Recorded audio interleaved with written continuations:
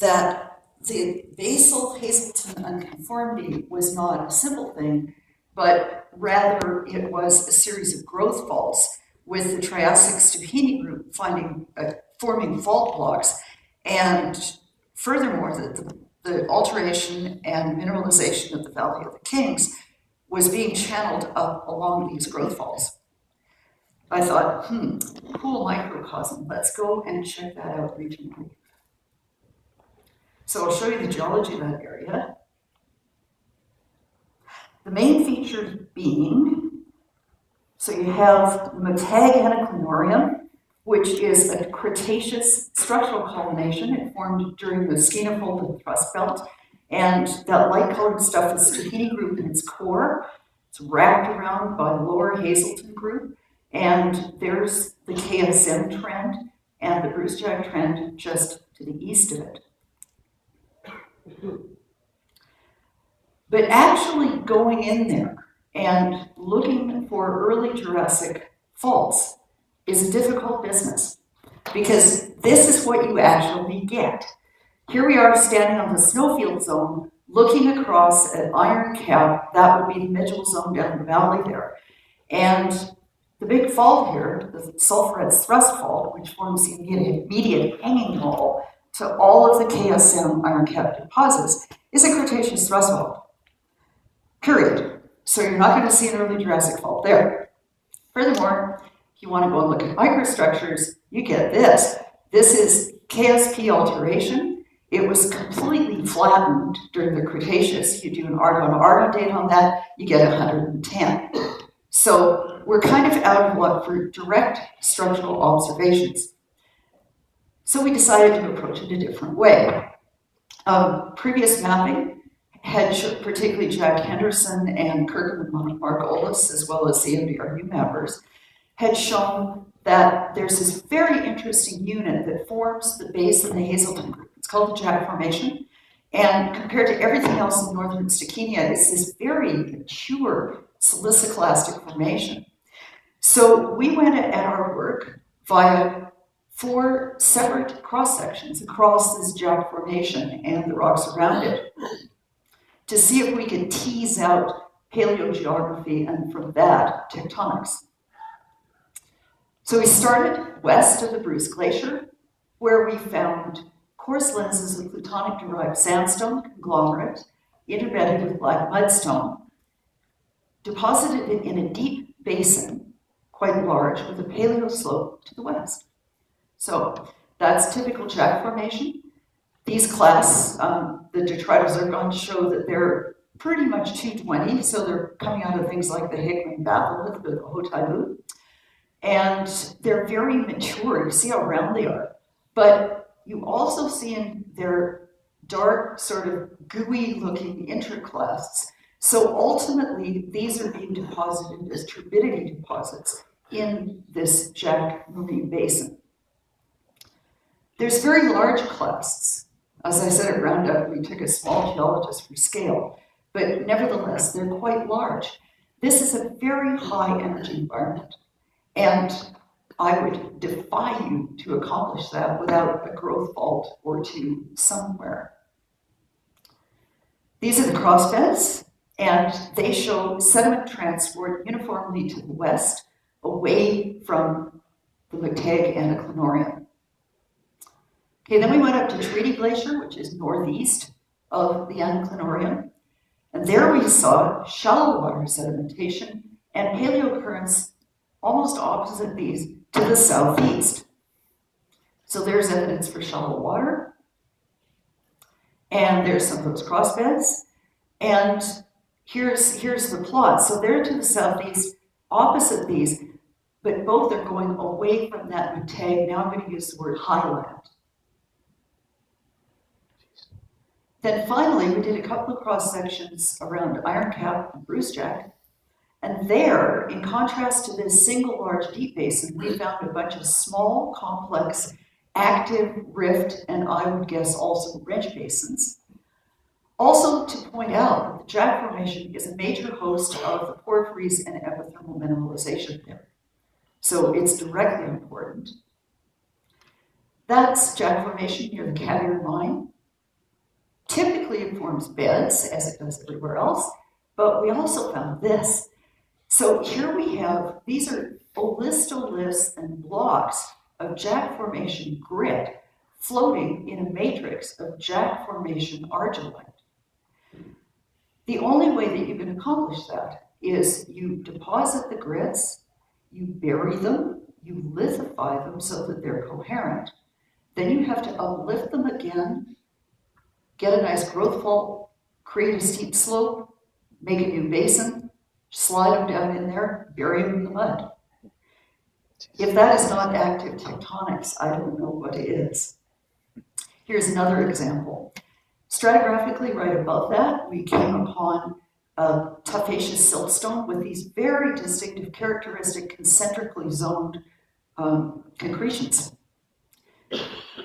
On top of that, we come on this conglomerate and look there. There's one of the concretions as a class in the conglomerate. So again, you have to deposit, bury, lithify, grow the concretions, uplift, deposit into the next overlying formation. So these things are just bouncing up and down. In summary, NelsonKEG was an active tectonic highland during early Hazelton time, and in specifically the KSM Brucejack area, complex basinal tectonics accompanied and influenced porphyry emplacement and later epithermal mineralization. In other words, Charlie Grigg had it right at the local scale, and thus emboldened, I took this regional. So here is a series of hypothetical paleo, geo, techno cross sections across the NelsonKEG. So here we are in the early Jurassic, which is when all the goodies are happening. So I'm modeling this as a tilted horst block. So here you have your jack formation pouring off to the west and growth fault there.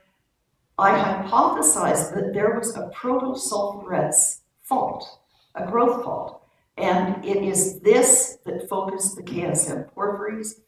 Another bunch of growth faults over here at Brucejack. Now, these could well be wedge faults, but I just don't have any evidence for that. So, Middle Jurassic, all of this is finished, done, packaged up, waiting for Seabridge and Graham to come along much later. And now the action shifts here to west of the NelsonKEG and the Iskut River Formation deposited in the SK Rift, and also SK deposited in the SK Rift.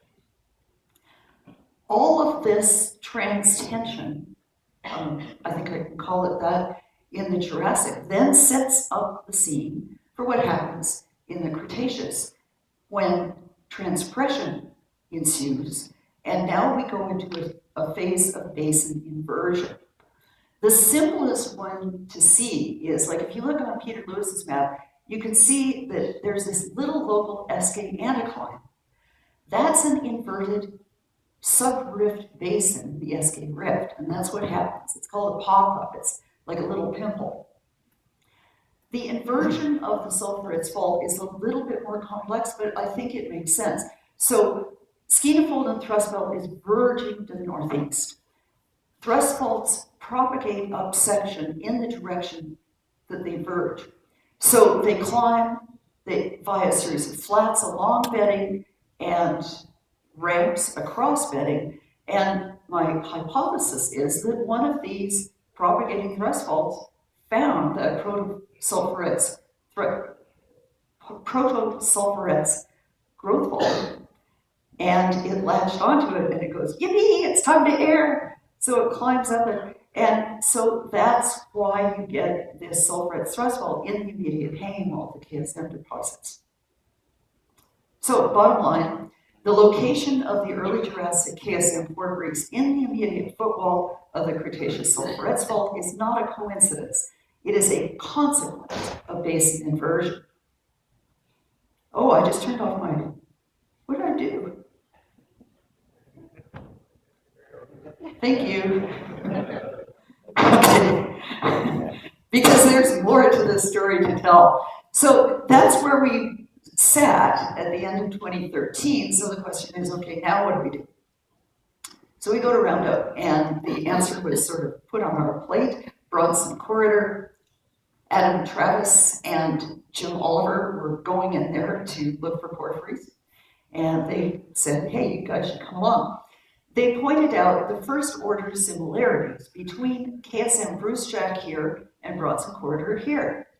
In both cases, we have linear belts of alteration and mineralization. KSM Brucejack is north-south, Bronson Corridor west-northwest, who cares? In both cases, we have involved early Jurassic porphyritic intrusions, these guys here, and this is the Lato-Pluton, so the Lato-Plutonic suite is coeval with these. In both cases, we have a combination of porphyry and porphyry-related mineralization. I mean, here the porphyries are well exposed or well explored. Here, all you've really got for known porphyry is red bluff stock, but it's a less mature district. And in both cases, you have large alteration zones, as you will see.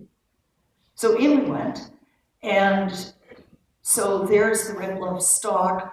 That's the snip mine that you may have heard of. And then here's some new names: Khyber Pass, Pyramid Ridge, and Saracite Ridge. These are the very large QSP alteration zones. And these were a focus of Colorado's work in there. So the main contribution that Jeff and I made to this map, because this was an MDRU map, Paul Metcalf did a lot of work in there in the 90s, and also David Reese's thesis was on the SNP red bluff stock. So a lot of the lines were already here, but Jeff and I recognized that this was a major fault zone called the Sky Fault System. It forms the southwestern border of the Bronson Corridor, and it consists of a number of strands. In black, you see syn-mineral normal faults, and in purple, you see post-mineral reverse faults. So I'll first show you some of the features of the syn-mineral phase of normal or normal oblique motion on these faults. A couple of things. At Pins Ridge here, I'll show you some normal shear features, and then some amazing breccias on South Johnny Mountain. So this is what we saw at Pins Ridge. You've got a gently northeast dipping S1 shear fabric, and then steeper northeast dipping shear bands, so down to the northeast. And if Rich Friedman doesn't screw me up, I think this is a Lato suite, early Jurassic dike. And it cuts these features and is also deformed by them. Then we go to South Johnny Mountain. And this is a place that the MDRU boys could never have gotten because the glaciers were there. But when Jeff and I went, the glaciers had just gone. And they had exposed these spectacular breccias. A lot of them are monolithologic. All of them are very coarse. They're completely disorganized. They pile one on another like pigs in a heap. And this was our favorite one because it was a monolithologic breccia, and all the clasts in it had this story. The story being that these are high-level plagioclase intrusions that, while they were still buried in the earth, they were cataclastically brecciated along a fault.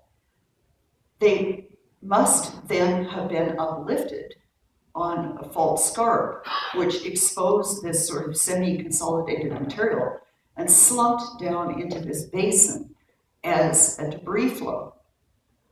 Their next door neighbor, the deposit directly on top of them, so cool. This is entirely coral heads in this one. So you imagine this very high energy environment, all these point source breccias right on the trace of the Sky Fault. So that's evidence that that was a very vigorous, lots of tectonic topography happening at the time. Now later, and I don't know if it's steam fold thrust belt, some later time, the Sky Fault was reactivated as a thrust fault between Khyber Pass and Saracite Ridge. And it makes sense to me, 3 minutes, makes sense to me that this coincides with the large zones of QSP alteration because they physically weaken the footwall. And there it is. There's the chiral reverse fault. That's the main reverse strand associated with the sky fault system with the mineralization directly in its footwall. That's how deformed it is. And I just thought I'd throw in this picture. We were talking to Jim Oliver, and he was mapping detail in that area that I just showed you while we were doing the regional approach. So we're flying around one day, and Wes Luck, the pilot, goes, "Look, there's Jim." That guy is incredible. And he just wanted to point out that, you know, most of their values are near the chiral reverse fault.